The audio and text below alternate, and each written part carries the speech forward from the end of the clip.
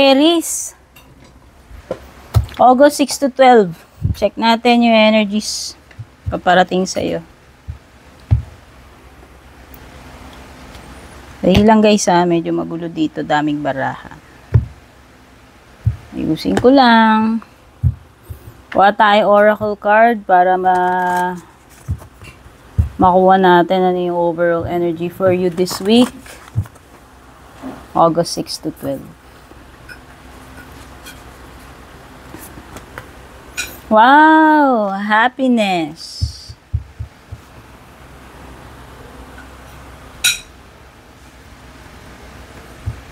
There's happiness, new beginnings, empowerment. Ang ganda. Wait lang, di ko alam kung nakikita to sa screen ko. Okay, nakikita siya. Okay.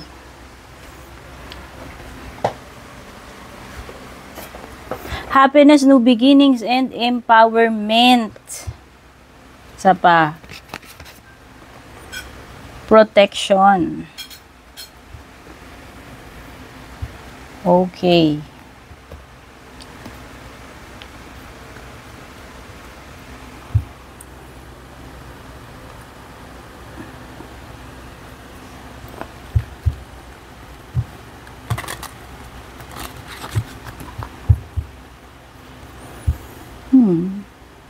I think merong something na maaaring magdulot ng happiness for you, Aries, this week. Ayan. By the way, timeless reading to, Aries. Kahit kailan mo man mapanood dito, kahit pagkalipas ng mga petsa na nakalagay sa title nito. Okay? Kung kailan makarating sa'yo itong reading na to, yun yung perfect timing na marinig mo yung messages. So, overall, magiging happy ka naman dito sa kabuuan ng week na ito. Kasi pwedeng may mga new beginnings din for you. Kung ano man itong mga bagay na ito na it could be a new cycle na magsisimula for you. In general, no? Kung saan man tumutugma sa inyo. In career man yan, in love life, o kung saan. Wow, nakikita ko rin, empowered ka, oh. You are guided. You're guided by the divine, by your angels this week. So, ma-empower bawat decision or action mo. You will be supported, guided.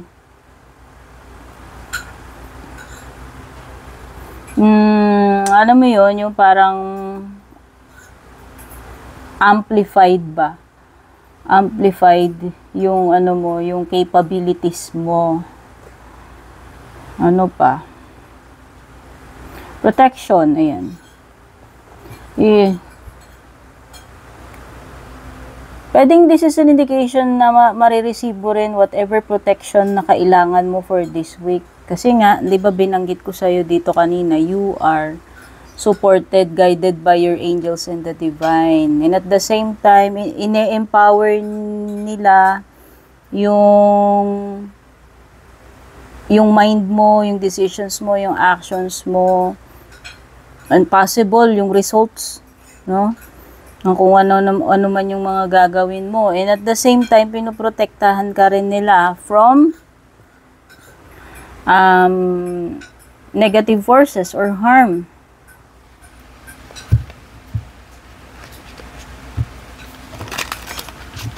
Check natin when it comes to financial kabuhayan or career.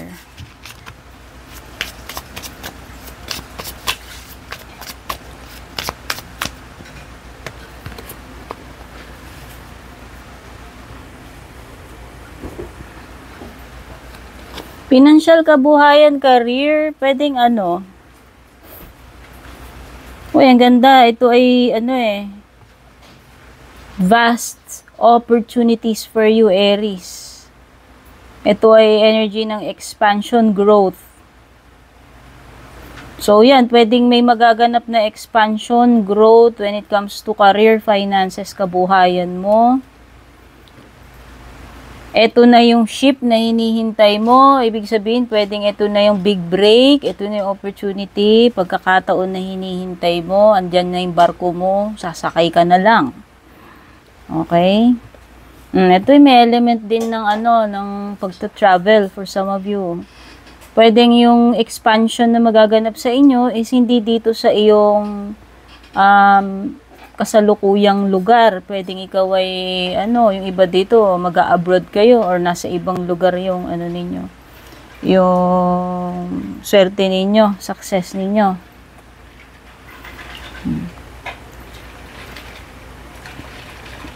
Ibig lang sabihin nito may paggalaw na, may improvement or progress na doon sa financial career mo or kabuhayan mo.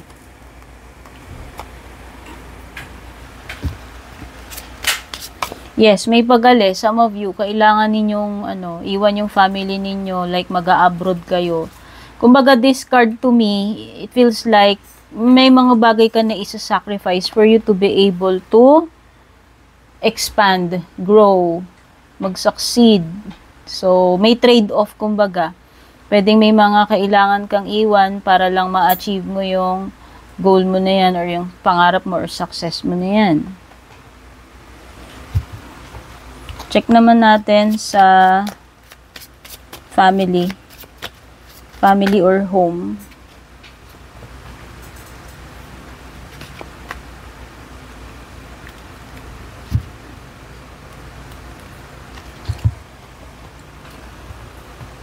Wow, family, home, mukhang it seems na stable naman since you have the Emperor card at saka si Eight of Pentacles. I think this person is very responsible. Pwedeng ikaw to, Aries. Since the Emperor card yan, nire-represent niya si Aries. Pwedeng ikaw to in a good position. Pwedeng ikaw breadwinner. Pwedeng ikaw yung nagmamanage dyan sa household. Ikaw ang nasusunod. Padre de pamilya. O ewan ko kung sino man. Kahit na anong gender. Ayoko na lang bigyan ng gender to. Basta nakikita ko you are you are in charge of something dito sa bahay or sa family. Pwedeng yung family mo, they rely on you, they look up to you. Pwedeng ikaw yung sabi ko nga, ikaw yung pinaka-leader dito. Ikaw yung nagpapatakbo ng mga bagay-bagay. Okay? You are hard worker. Nakikita ko dito. Talagang nagtatrabaho ka para sa pamilya mo. Ikaw ay responsible na head ng family kung ikaw man talaga yung head dito. Yung iba pwedeng yung iba pwedeng work from home. Alam mo yon, yung person na laging nasa table. O ano ba to, drawing table, architect, ewan ko, something na parang someone na nagde-design, may mga blueprint siya dun, no?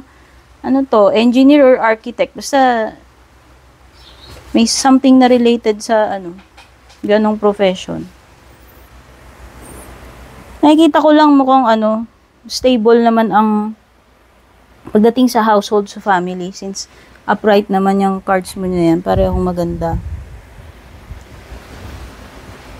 Wait lang guys, meron na akong inaayos dito sa upuan ko.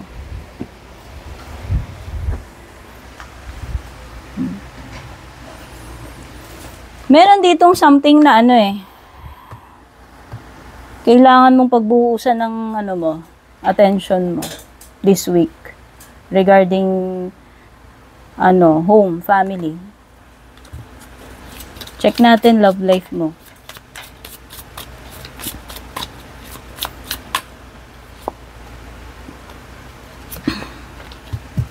Okay, love life mo.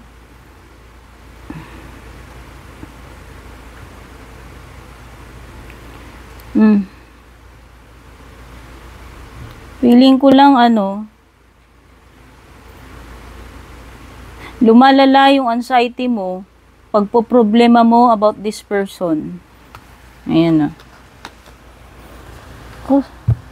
puro konsumisyon lang ibibigay sa'yo neto this week. And isa pang nakakapagpa-torture sa'yo dito is yung kawalan ng clarity, yung kawalan ng closure, kawalan ng, ewan ko, hindi ko alam, malabong ispilingin tong person mo, malabong kausap, o ito ba ay maaaring indication ng habang tumatagal nag-grow yung stress mo dito sa connection nyo kasi parang habang tumatagal nagkakalabuan kayo. Ngayon yung nabibili ko This is a situation wherein parang walang clarity. Walang kasiguraduhan. No? Check na natin yung hindi mo inaasahan this week.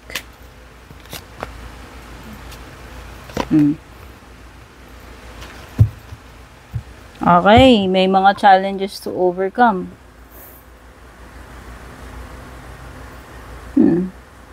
Siguro hindi mo ine-expect na baka mahirapan ka, hindi mo rin ine-expect na pwedeng may mga obstacles dito, pwedeng may mga, ano tawag dito? Hindi mag-a-agree sa'yo, no? Hindi mo siguro ine-expect na kailangan mo pang i-defend yung sarili mo.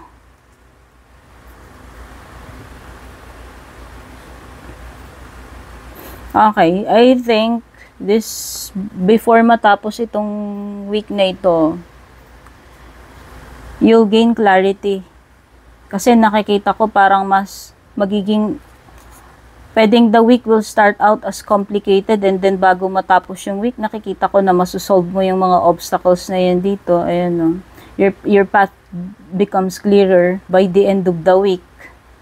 Mas, alam mo yon, mai-eliminate na yung mga dapat, yung mga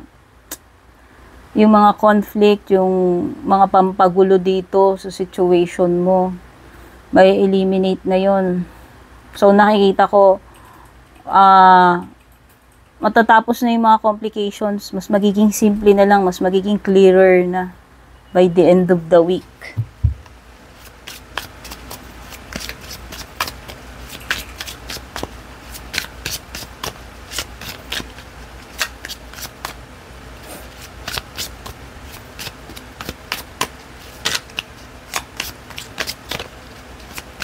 Okay.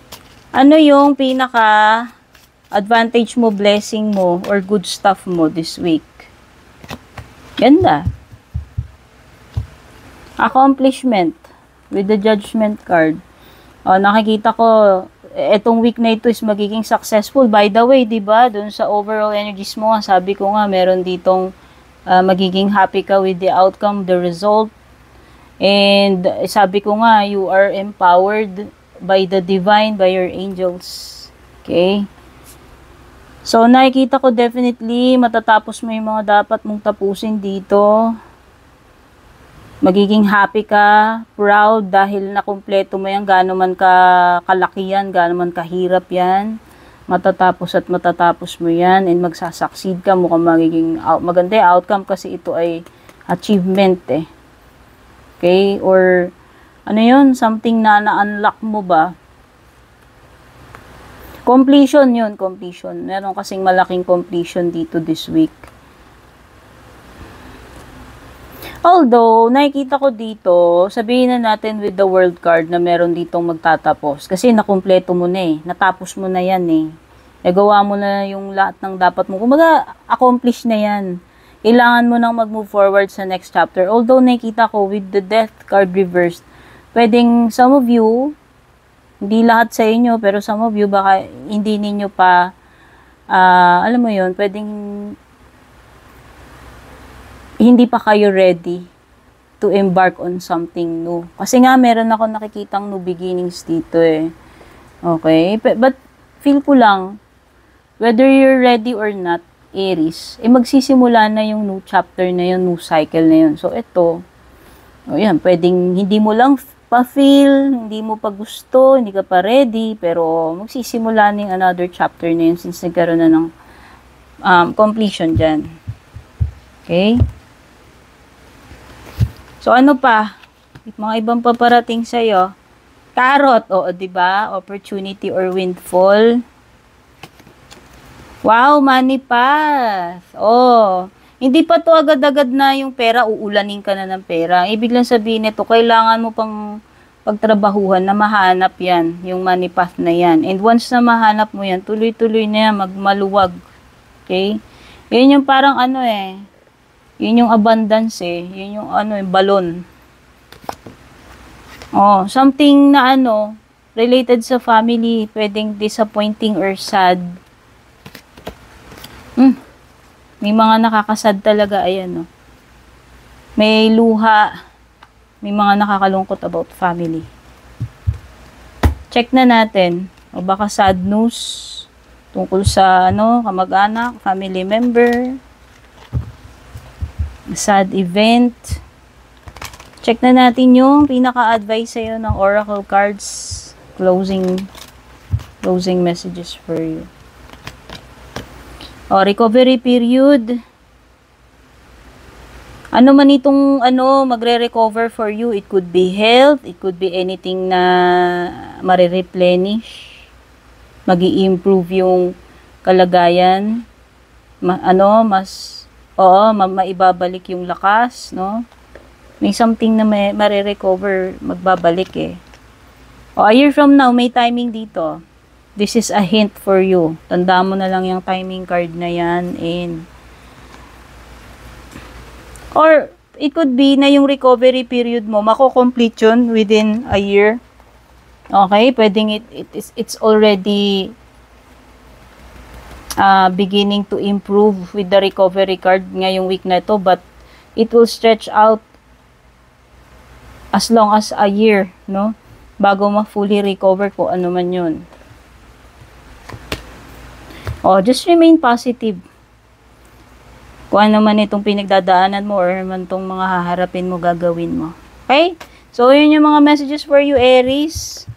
This week, thank you so much for watching. Don't forget to subscribe, like, follow. Private readings, nakalagay po sa description kung papaano. Mag-message kayo. Nag-iisa lamang po yung Purple Tin official page. Yung legit na Purple Tin page, guys, Purple Tin na may blue check sa kanan. Wala nang iba. Kapag walang blue check sa kanan, yun yung mga fake na gumagaya sa akin. Big shout out sa ating mga supporters, yung mga nag-like, follow na nag-subscribe, yung mga laging nagpapadala ng star super thanks, yung mga nag-join na membership, nag-avail ng subscription, yung mga palaging nag-share ng mga readings natin, hindi nag-i-skip ng ads natin, at yung mga ilang taon nang sumusubaybay.